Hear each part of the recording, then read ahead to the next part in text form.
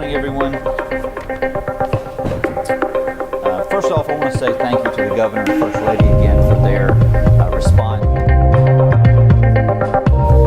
The quick signature of the state of emergency and allowing us to do our job has been extremely beneficial. I also want to take just a moment to thank some of our partners that responded.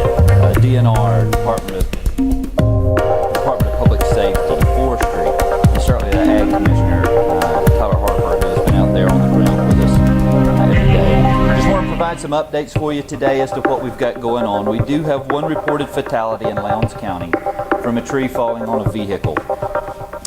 Other than that, there's a lot of minor injuries that have occurred, storm-related injuries. So we're certainly keeping the family in our thoughts. Our hearts go out to that one family in Lowndes County. We're not releasing names at this time, ensuring that the next of kin have been notified and respecting their privacy. Currently, we have 2 shelters that are in operation with 44 displaced occupants, hoping to get them restored as soon as possible.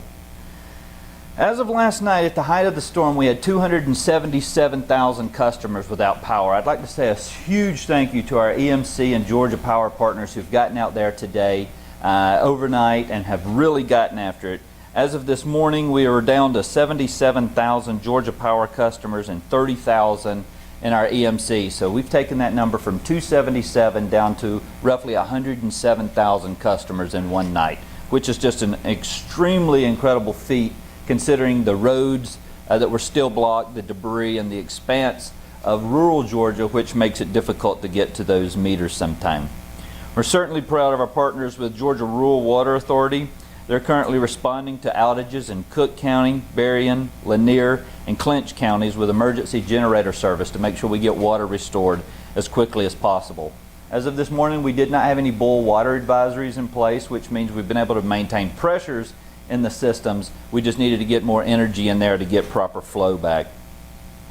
Something that happens a lot of times when we lose power is we also lose our cell phone towers. As of last night, there were 32 towers affected through the storm in those mentioned counties: Eccles, Lowndes, Cook, Clinch, and Berrien. As of this morning, we've restored the majority of power to those, whether it be through emergency backup services, generators, things of that nature, or we've been able to return power. So for those in the area, they should start getting cell phone service, data, those type things restored, hopefully sooner than later. Currently, the port is being inspected in Savannah. The goal is to have it back open through the Coast Guard by 11 a.m. this morning. And once that's done, they'll move to Brunswick, and the goal is to have Brunswick open by mid-afternoon. Bridges that were closed, the Sidney, Lanier, and the Talmadge, have been inspected by DOT. They have been reopened, and maritime traffic has been allowed to return through the Houlihan Bridge.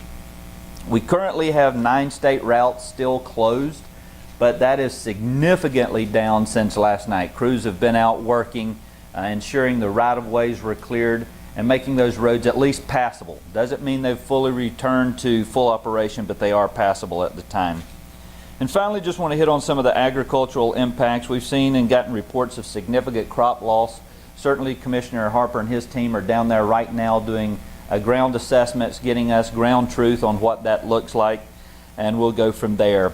As far as FEMA relationship goes, we've been in very close and constant contact with our regional administrator. And so we feel that as the need arises and we get closer to those numbers, we will be reaching out to them to do damage assessments along with us, and that will determine whether we seek federal assistance from the government. With that, I'm going to turn it over to Governor Kemp. Again, sir, thank you so much for your quick response, and we couldn't have done it without you. Well, thank you, Director Stallings, and on behalf of Marty and the girls and I just want to offer our thoughts and prayers to the family of our fatality that we've had in the state and those others that are suffering. Also to the family of Sheriff Rogers, who was killed in the line of duty just a couple of days ago. It's been a tough week for a lot of Georgians out there. Just to let you know, we're working on plans to be on the ground to view the storm damage tomorrow. Commissioner Harper is doing an assessment today with his team on the crop situation, and we need a little more time to get that put together. Want to let everybody have a full day of work to try to get power back on, roads cleared. So we're looking at going down tomorrow to view the storm damage. I just want to thank Chris and the team. They've done an incredible job. For those of you that were in the State Operations Center yesterday, you saw the state agencies working with our local partners on the ground, our private sector companies like utilities, rural water, and other that have worked throughout the night. Just an amazing response. They've gotten a lot done, and we know today with the weather clearing and getting a full day of daylight to be able to work, we're excited about that. And I just want to thank them for literally moving in right on the heels of the storm yesterday and working through the night. I did want to take just a few minutes to speak to some history that's trying to repeat itself over the last few days here in Georgia. Many of you will recall that in the final weeks of 2020, I clearly and repeatedly said that I would not be calling a special session of the General Assembly to overturn the 2020 election results because such an action would have been unconstitutional. It was that simple. Fast forward today, nearly 3 years later, memories are fading fast. There have been calls by one individual in the General Assembly and echoed outside of these walls by the former president for a special session that would ignore current Georgia law and directly interfere with the proceedings of a separate but equal branch of government. Now, my concerns with the Fulton County District Attorney's handling of this case and the special purpose grand jury have been well documented. We are now seeing what happens when prosecutors move forward with highly charged indictments and trials in the middle of an election. Simply put, it sows distrust and provides easy pickings for those who see the district attorney's action as guided by politics. But let me be clear. We have a law in the state of Georgia that clearly outlines the legal steps that can be taken if constituents believe their local prosecutors are violating their oath by engaging in unethical or illegal behavior. Up to this point, I have not seen any evidence that DA Willis's actions or lack thereof warrant action by the Prosecuting Attorney Oversight Commission. But that will ultimately be a decision that the commission will make. Regardless, in my mind, a special session of the General Assembly to end run around this law is not feasible and may ultimately prove to be unconstitutional. The bottom line is that in the state of Georgia, as long as I'm governor, we're going to follow the law and the Constitution, regardless of who it helps or harms politically. Over the last few years, some inside and outside of this building may have forgotten that, but I can assure you, I have not. The oath I took with my hand on the Bible that's right behind me in January of 23 is the same Bible that I took in my inauguration in 2019. And in Georgia, we will not be engaging in political theater that only inflames the emotions of the moment. We will do what is right. We will uphold our oaths as public servants. And it's my belief that our state will be better off for it. And with that, Director Stallings and I are glad to answer any questions. Greg? Governor, I've talked to at least 5 Republican state senators who have directly gotten threats because of what you just mentioned, because of all the inflamed rhetoric. Are you worried about that? What is your message directly to Colton and others who are inflating these tensions? Well, look, I know full well about threats. You know, my family and I have been dealing with that for over the last 3 years. So I understand how a lot of the legislators are feeling right now. It is wrong. It is unnecessary. And in the state of Georgia, when we have people that are making threats against our citizens, whether they're elected officials or not, we take that very seriously, and we will act on that. I've instructed Director Hosey and the rest of our law enforcement community to work with the General Assembly to do just that. Governor, separately, I've got a question for you and a question for Director. For you, Governor, Senator Moore is also talking about pursuing the funding, the statutory funding that goes to District Attorney's Office. Can you address that? Well, I think the Speaker laid that out pretty clearly yesterday, because if he's wanting to defund a district attorney, it's going to defund all of them. And this is a conversation. He's a legislator. If he wants to have that conversation, he can do it during the regular session that we have coming up in January. But let me just say this. You know, these are the distractions that get you to lose elections. The last time we were talking about special sessions here in the state of Georgia, just a few weeks later, the Republican majority lost 2 U.S. Senate races. And I can tell you that as long as I'm governor, we are going to stay focused on the issues that help all Georgians. That is the way you win races. That is the way you move forward. Things like cutting taxes, doing $2 billion tax rebates, suspending the gas tax that saved our families and our businesses $1.7 billion, teacher pay raises, law enforcement pay raises, going after street gangs, street racers, human traffickers, drug dealers. 3 years in a row of record economic development with good paying jobs and investments in all parts of our state. That's what helps people fight through Joe Biden's 40-year high inflation, not focusing on the past or some grifter scam that somebody's doing to help them raise a few dollars into their campaign account. That is what we're going to stay focused on. Do you have something for the director? Is the state of Georgia, you kind of hinted at it, the state of Georgia pursuing a federal declaration. Has the state reached that point, you believe, to ask for a federal? Because Florida and South Carolina got one this morning. And Yes. There's a formula that I've forgotten when you can find it. Yes, sir. So that's what we're out there doing this morning. Unfortunately, we had the storm in our state a lot longer than Florida did. We had the storm in our state a lot longer than South Carolina did. So we've got a long track of disaster and debris to look into. The state of Georgia is unique. We have a $19 million threshold that we have to reach for the state before we're allowed to even pursue that. Then we have to confirm that each county has met their minimum threshold. So if a county doesn't meet their minimum threshold, it can't go into the state's overall threshold. So give us just a little patience today. The goal is to seek that number, and then if that's the case, we certainly have no issues moving forward with the next expedited. That's the threshold for damage to public infrastructure, right? That is correct. Individual assistance is different. We're out there looking at the counties to receive individual assistance, and most likely we'll get that individual assistance by the end of the day, that response. And what is the county minimum? Each county has their own, and it's based on population. Let me just add too, though, our focus right now is making sure we're getting people's power back on.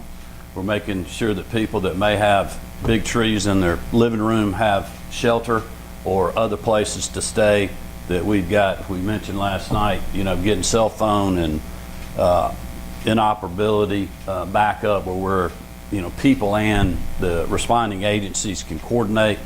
It's going to take us a little time to get these assessments done. I mean, we will work on them as fast as we can. As we mentioned, Commissioner Harper's on the ground today. Commissioner King is already focused on the insurance side of things, and I know Commissioner Thompson at Labor is also working with businesses got hurt, you know, potentially for unemployment issues. And so, like, we have the whole state team responding and working with the locals. Chris always makes a great point.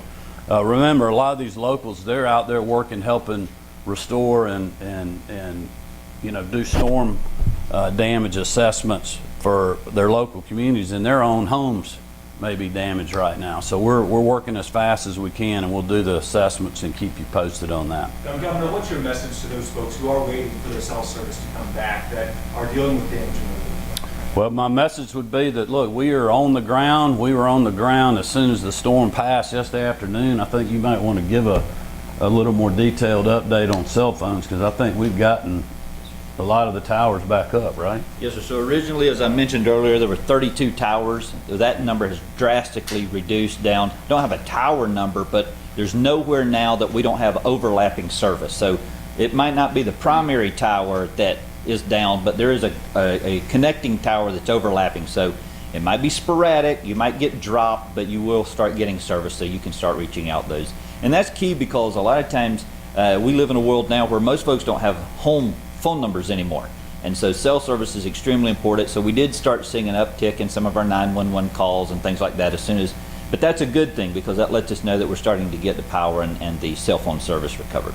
Governor Kemp, can you talk about the farmers? I know you mentioned you haven't gotten any calls as of yesterday. Have you heard anything since we've spoken after a touchdown in South Georgia? Not a tremendous amount, but I mean, I have gotten a few reports of people losing a lot of pecan trees. I know for sure one farmer in Eccles County had heavy damage to a lot of their center pivot irrigation. As you know, down there's a lot of vegetable crops, carrots and other things, as well as traditional row crop. And you know, you think about big fields, big center pivot irrigation systems. I mean, they're very expensive, so that's a lot of damage that will add up very quickly. I mean, certainly, I haven't really heard too much. I'll know more today when Commissioner Harper gets done, but I haven't heard too many reports about standing crops, you know, be it cotton. I mean, hopefully the peanuts will be all right since they're still in the ground, but we just don't know yet. We got a lot of irons in the fire right now with power, still clearing roads, and you know, the initial task force of getting in there. Governor, you mentioned the DA oversight law earlier. If you support any efforts at all, whether it be hearings, efforts to strip funding, complaints filed to the DA Commission to reprimand funding laws? Well, I haven't, as I mentioned in my remarks, I haven't seen anything legally that I think she's done. Now listen, politically, I think this has been drug out way too long. It sows distrust out there. You know, the legislature, they can have hearings right now. They don't have to have a special session. As you remember, they did that during the 2020 election cycle, and you had a lot of people going in a committee meeting, but they wouldn't go into a courtroom. So, you know, we can have those conversations, and the legislature can have them, but we just need to be honest with people about what we're dealing with, and not inciting people. I mean, these rules and laws work both ways for all parties, Republican, Democrat, or otherwise. And so you have to be very careful when you're in power in government not to abuse that power, because if you do, you set the precedent for the other side using what you did in the future against you. Governor, have you spoken with the Speaker at all after his letter, and also have you spoken with the Lieutenant Governor about all these things? Yeah, I have not spoken with the Lieutenant Governor specifically about this. I mean, I just shot the Speaker a text yesterday afternoon. You know, I've spoke to him recently about some other issues. When you authorized that commission, you said you saw it as a tool, as a check on prosecutors who were soft on crime. Do you still see it as that? Well, I didn't authorize it. Let's be clear. This went through a legislative process. It's been talked about for several years now. It's very similar to the Judicial Qualifications Commission that oversees our judges in this state, that I personally think have worked very well. There's their own colleagues that are on there, so you can deal with misconduct and other things. And so I think the prosecutor oversight bill is a good way to do that. It's a good way to hold people accountable, but also be judged by their peers. And I think the legislature did a great job of debating that bill and getting something that I was very comfortable signing. You know, I would note that the person that's raising this issue and pushing this issue voted against that bill. Governor Dr. Stallings, it seems like that Idalia is, while serious, was less bad than either Matthew or Michael. Do you think that's a correct assessment at this time? Well, if you weren't in the path of it, it was. If you were in the path of it and you got a house in Valdosta or in Clinch County or Eccles County or Ben Hill or Berrien County, it was just as bad.